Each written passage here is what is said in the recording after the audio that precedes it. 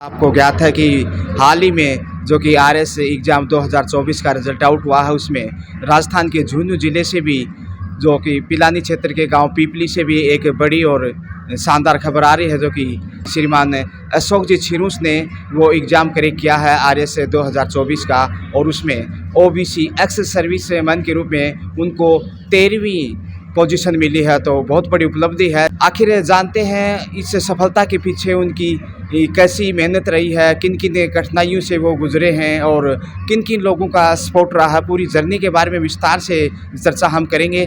सबसे पहले आपको बहुत बहुत धन्यवाद और शुभकामनाएं ये सफलता हासिल करने के लिए। जी, बहुत बहुत धन्यवाद। स्टार्टिंग में जानना चाहूँगा कि ऑडियंस को पता लगे, एक बार आपका परिचय हो जाए। जैसा कि आप जानते हैं, मेरा नाम अशोक कुमार, मैं पीपली गांव से बिलोंग करता हूं। मैंने अभी आरएस 2024 में ओबीसी एक्स सर्विसमैन में 13वीं रैंक प्राप्त की है। इससे पहले मैं भारतीय वायुसेना में 20 साल नौकरी करके रिटायर हो चुका हूं और वर्तमान में स्टेट बैंक ऑफ इंडिया में एसोसिएट के पद पर कार्यरत हूँ। तो इस सफलता की बात की जाए, आप पहले से सर्विस में थे, उसके बावजूद भी आपकी लगातार मेहनत रही। क्या दिमाग से ऐसे नहीं गुजरा कि जॉब लग गए, चलो परिवार की जिम्मेदारियां हैं? क्या दिमाग से गुजरा? क्या सपना था आपका बचपन से आरएस बनना? मेरा बचपन से ही सपना था कि एक बड़ा अधिकारी बनना है, पर उस टाइम परिवार की आर्थिक स्थिति और एक गांव में माहौल भी नहीं था कि हम आरएस बन पाएँ। गांव में उस टाइम तक ये देखा जाता था कि आरएस बनना एक बहुत बड़ी बात है। तो मैं एयरफोर्स में भर्ती हुआ। एयरफोर्स की नौकरी भी बहुत अच्छी नौकरी रही मेरी। और जब मेरा इनिशियल इंगेजमेंट 20 साल का पूरा होने वाला था, तो मैंने डिसाइड किया कि जो मेरा बचपन का सपना था उसको मैं अब पूरा करूँगा। तो मैंने एयरफोर्स से रिटायर होने से पहले ही आरएस की तैयारी करी, और एयरफोर्स के रिटायर होते ही मैंने बैंक के, आईबीपीएस के और भी एग्ज़ाम दिए थे, उनमें मेरा सिलेक्शन हुआ। और मैं सब रिटायर होते ही स्टेट बैंक ऑफ इंडिया में मैंने ज्वाइन कर लिया। पिछले 1.5 साल से मैं स्टेट बैंक ऑफ इंडिया में ज्वाइन कर लिया था, और साथ साथ मेरी आरएस की तैयारी चल रही थी। तो आरएस की 2024 की तैयारी इसमें मैंने एग्ज़ाम में ये सफलता प्राप्त की। जैसे आपने तकरीबन 20 साल का जो सर्विस किया, उस समय भी क्या आपकी प्रिपरेशन लगातार चल रही थी? 20 साल लगातार तो नहीं कह सकते, बट लास्ट के जो 2 साल थे उसमें मैंने अपने लक्ष्य निर्धारित करके एक तैयारी को अंतिम रूप से कंटिन्यूस प्रोसेस में चालू किया। और 2 साल लास्ट के एयरफोर्स की सर्विस के, और 1.5 साल जो मैं अभी बैंक में वर्तमान में कार्यरत था, इन 3-3.5 सालों में मैंने लगातार तैयारी की और उसके बाद ये सफलता मिली। थोड़ा सा पीछे ले जाना चाहूँगा, जो आपका प्रारंभिक शिक्षा रहा, तो उसके बारे में थोड़ा प्रकाश डालिए, जो एजुकेशन रहा। गांव में 20 साल पहले की हम एजुकेशन की बात करें तो आपको पता ही है, एजुकेशन का इतना महत्व नहीं था।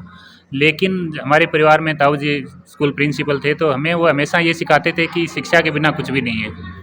तो उन्हीं के मार्गदर्शन में हम शिक्षा प्राप्त करते गए और आगे बढ़ते रहे, और उसी का परिणाम ये था कि मैं भारतीय वायुसेना में भी जा पाया। ताऊ जी का परिचय? ताऊ जी जयपाल जी प्रिंसिपल थे, जो अभी स्कूल के सीबीआर स्कूल के डायरेक्टर हैं फ़िलहाल, और मैथ्स के सीनियर टीचर रहे और स्कूल के प्रिंसिपल रहे, और उन्हीं के मार्गदर्शन में हमने पढ़ाई की।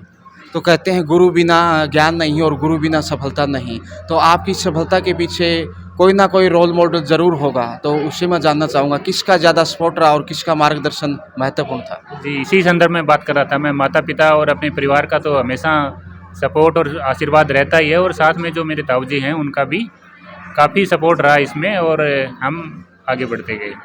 तो आगे भविष्य में क्या देखते हैं? एक बड़ी जिम्मेदारी आपके कंधों पे है, किस प्रकार से इस सर्विस को आप एक अच्छे तरीके से निर्वहन कर पाएंगे? मेरा ये मानना है कि जैसे गांव में एक प्रशासन के प्रति अपना समाज में जो दृष्टिकोण है कि प्रशासन के काम नहीं हो पाते हैं, बहुत सारी समस्याएं रहती हैं, तो मैं चाहता हूं कि जब मैं उस गांव से जुड़ा हुआ हूं जहां मैंने ये समस्याएं देखी हैं, तो मैं जब उस लेवल पे जाऊंगा, अधिकारी के लेवल पे, तो मैं इनकी प्रॉब्लम सॉल्व करने की कोशिश करूं, और जितना मेरे अधिकार क्षेत्र में मेरे से हो पड़ेगा, मैं अपने ग्रामीण परिवेश की सबसे स्पेशली बात करें तो उनकी समस्याओं को सुलझाने का भरपूर प्रयास करूँगा। जब ये रिजल्ट आउट हुआ तो आपको पता चला, सबसे पहले आपने ये किसको बताया कि मेरा चयन हो गया? मैं जब रिज़ल्ट आउट हुआ, दोपहर में रिज़ल्ट आया था, तो मैं अभी जैसे आपको बताया कि वर्तमान में बैंक में कार्यरत हूँ, तो मैं अपने बैंक में अपनी ड्यूटी पे ही था। तभी मेरे पास एक दोस्त का फ़ोन आया कि रिज़ल्ट आउट हो गया है।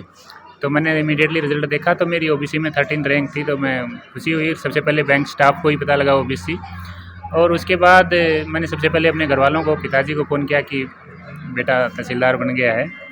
तो बड़े खुशी हुए घर वाले और बाकी सब परिवार वालों को मैंने फ़ोन करके बताया उसी टाइम। तो आप जैसे तैयारियां करते थे, तैयारियों का क्या शेड्यूल रहता था? आप कितने घंटे पढ़ाई करना, क्योंकि सर्विस भी थी आपकी, एयरफोर्स के बाद आप बैंक में कार्यरत थे, तो घर पे आके कितना पढ़ते थे? मेरी तैयारी के दौरान मैंने कभी घंटे देख के पढ़ाई नहीं की, पहली बात तो। और क्योंकि घंटे देख के पढ़ाई करने का एक माहौल इसलिए भी नहीं था कि मैं सर्विस कर रहा था। तो कभी होता था वीकेंड में मेरे को बहुत टाइम मिलता था तो मैं पूरे पूरे दिन पढ़ लेता था। कभी वीकडेज़ में जैसे टाइम नहीं मिल पाता तो हो सकता है किसी दिन 2 घंटे 3 घंटे भी। पर मैंने एक चीज़ निर्धारित कर रखी थी कि मुझे कंटिन्यूटी बनाए रखनी है।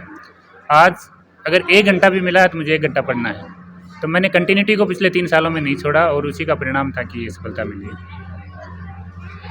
आगे युवाओं की बात करें तो बच्चों के लिए आप क्या संदेश देना चाहेंगे? क्योंकि आजकल स्मार्टफ़ोन की दुनिया है, ये भी एक लत कहना चाहेंगे कि बच्चे मोबाइल में लग जाते हैं तो पढ़ाई से ध्यान अलग हट जाता है। तो क्या कहना चाहेंगे युवाओं के लिए अगर वो आगे इस क्षेत्र में जाना चाहते हैं, सफलता पाना चाहते हैं? मैं ये कहना चाहूँगा कि मोबाइल एक आज के ज़माने में कंपलसरी हो गया है वैसे। इसमें बहुत सारे हम फ़ायदे भी उठा सकते हैं, बट सोशल मीडिया जो स्पेशली है उसका नकारात्मक प्रभाव बहुत ज़्यादा है। तो पहली बात तो मोबाइल में सोशल मीडिया रखना ही नहीं है। मेरे आज भी मोबाइल में देखिए मेरे पास कोई भी सोशल मीडिया ऐप नहीं है। और मोबाइल का सही यूटिलाइज़ कीजिए। अगर मोबाइल रखते हैं तो बच्चों को तो मोबाइल स्पेशली रखना ही नहीं है। आप मोबाइल से इनसे दूर रख के अपने लक्ष्य पे फोकस कीजिए और आपको लक्ष्य सफलता ज़रूर मिलेगी। मीन्स आप मोबाइल का बहुत कम यूज़ करते थे और आगे भी शायद कम ही यूज़ करेंगे, आवश्यकता पड़ी उतना ही। जी बिल्कुल, मैंने मोबाइल का यूज़ किया अपनी पढ़ाई के लिए ही। मैंने सोशल मीडिया और रील स्क्रॉल करने के लिए मोबाइल का यूज़ नहीं किया है कभी।